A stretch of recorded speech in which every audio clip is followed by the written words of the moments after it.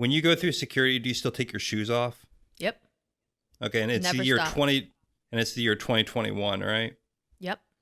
And that was instituted by the TSA in the not 2001, but sometime in the early 2000s, right? Because Yeah. one 9/11. guy Wasn't who it was 9/11? no, it's not 9/11. It was Oh. one inept terrorist tried to create a shoe bomb, and couldn't pull it off. And ever since then, We have to take our shoes off.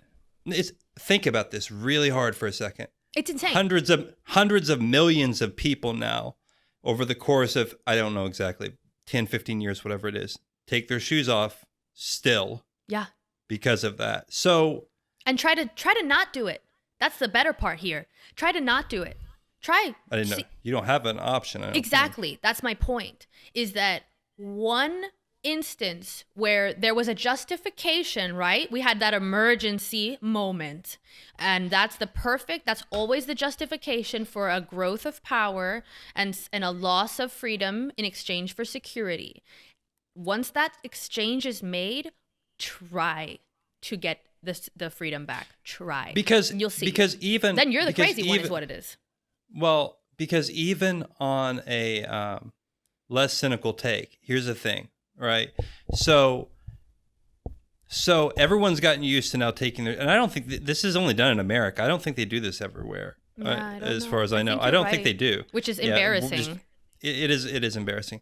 And so the problem is this. There's no conspiracy here. There's no, it's very simple. People have gotten used to doing this thing, right? And just accepted it.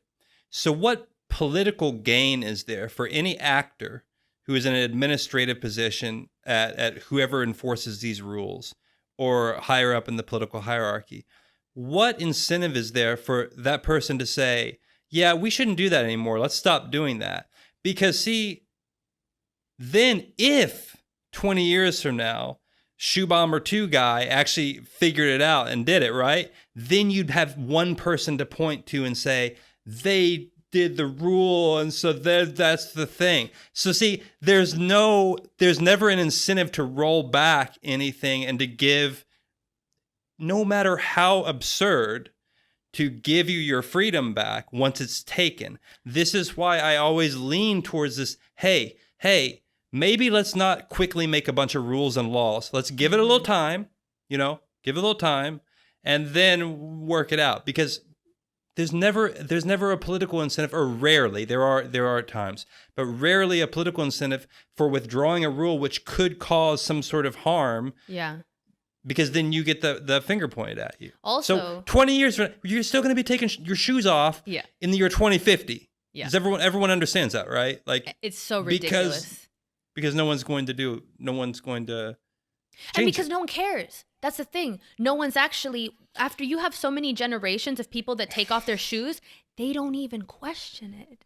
That's the scariest part to me, is that the desire for that privacy, right? That, I mean, really, it's kind of a silly, undignified process to go through, to take off your shoes in the airport like that and have to walk through the thing and be barefoot or whatever with socks like that. It's just this weird charade of kind of like, I don't like it. There's something, but we don't even really kind of question it. We just go, we just do it. We're tired. We want to get to our flight. We have so much on our mind. We don't think about it. So the desire of the populace itself is not even there anymore, because they just, you put so many things on a person, and like, people just don't care. And after a few generations, like, there's people that have grown up taking off their shoes in the airport. They've never even thought to ask, why do we do this? Never even thought about it. And that's how you slowly drift towards a society that is less free. And I think that personally, for me, the way I see it is that, also your point about there's no real incentive for people to roll back those measures, but also it's so much harder. Even if there was the incentive, it's always harder to undo power than it is to give more to a government. No, it's not. It's real easy. What the fuck are you talking about? There's no, just someone, whoever makes this decision, I don't know who it is specifically, they can say, yeah, don't do that anymore. That's not a rule anymore. Stop. It wasn't this a law. Monarchy? What are you talking about? No. Yeah, well, here's the thing. Now, I'm going to speculate a little bit, and I could Sounds be like wrong. you already are speculating. No, I'm not. That was not, that most likely the rule to take off your shoes in the airport was not a act passed by Congress. You understand that, right? It wasn't a law. But it's a What TSA. it was, yeah, but you know what that is? That's just an administrative unit, the leaders of which are not elected by the people at all, a bureaucracy which makes up a rule. They write a rule down, and then that acts as law. But there's no link between an administrative rule and any sense of a link back to the population itself.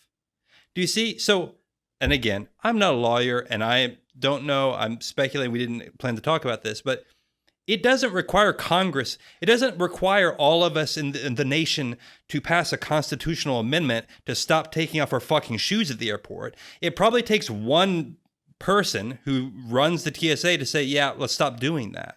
So I don't understand. It's not that complicated, is it? Why is it that complicated? Well, I don't know.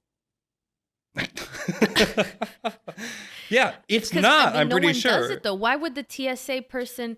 Because one, again, it's partially the impetus. Like, there's no impetus for the person that works at the TSA to say, who, I don't know who this like Lord of the TSA is, first of all, as if there is one person that can make that claim and say, we're no longer doing this. I have a feeling it's not that direct. There's probably like a board and whatever, or some crap like that.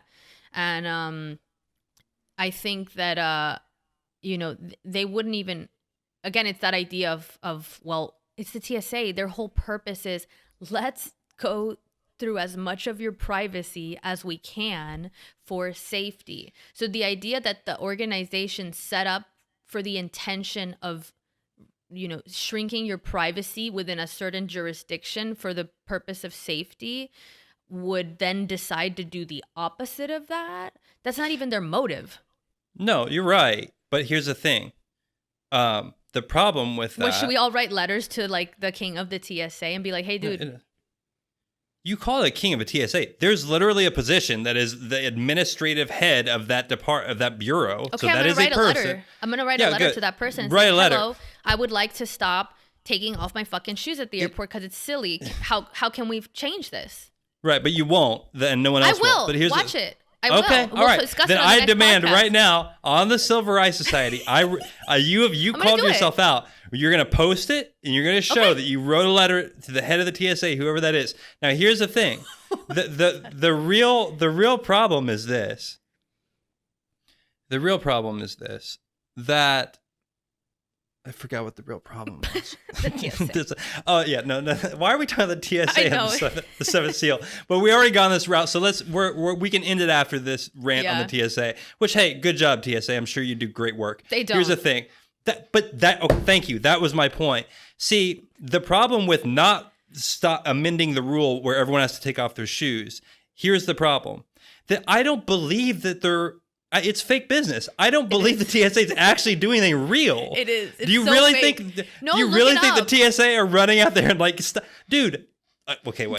They've caught I think yeah. it's like less than 10 people that were actively in the act of committing terrorism or something, or like gonna do something dangerous. Probably. I think it's an insanely low number after like years and years of being in existence. It is the most inefficient and inept organization in existence. It's so useless. But here's the thing. It makes money.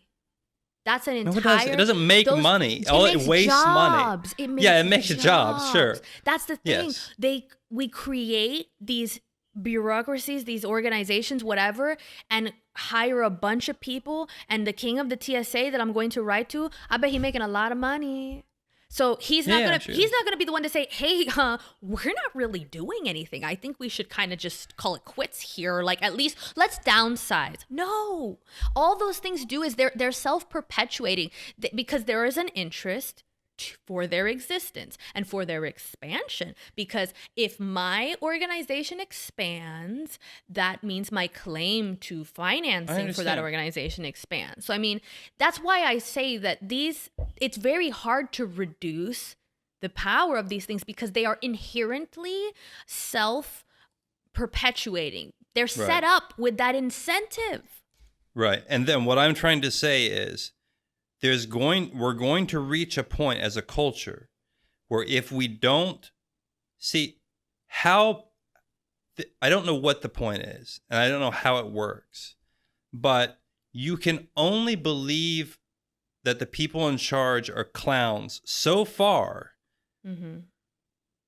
Like, I'd like to be able to go to the airport and think the TSA is doing a heck of a job, TSA, or whatever it is they're doing. And look, I'm sure that they have done something good. I'm not trying to down everybody that works for the TSA. Maybe they have.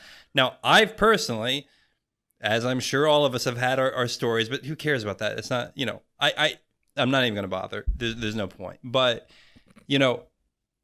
the reason that these organizations need to reform themselves to some degree is there will come a point where everyone's just like, this is silly. Mm-hmm. You're fucking silly. We're not doing this anymore. Mm-hmm. There'll come a point. Now, that point will come usually when there's a lot of, and I wish it would be that benign.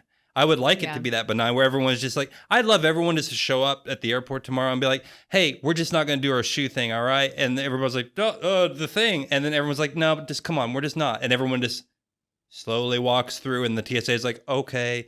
But, No, dude, you know what would happen, though? Someone would get fucking shot. That's what would happen. Sure, the TSA, sure. I don't know. Do they have guns? I don't know. Or the airport security, though, they would bust people up. Because here's the other point, okay? So we've made several points here about why it's so dangerous to expand power cavalierly. Is one, there's no impetus to reduce it.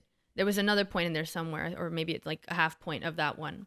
But 2 or 2.5 is that those laws, those organizations, they're all backed up by power.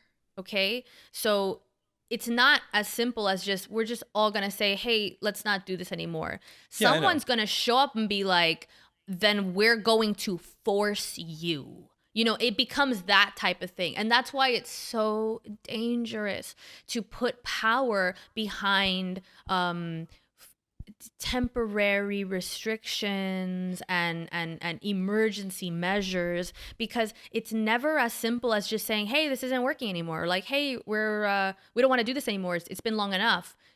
There's something behind those restrictions. I mean, it's I wonder why people don't consider that, because, okay, so, whatever you have, anytime you have a law or a rule or a restriction, it's within the definition of that thing that it will be enforced, or else it's not a law, rule, or restriction. If it's not enforced, then it's just optional. It's not a thing. So it is part of, whenever those things are made, it's inherent within their definition that they have the capacity to be enforced.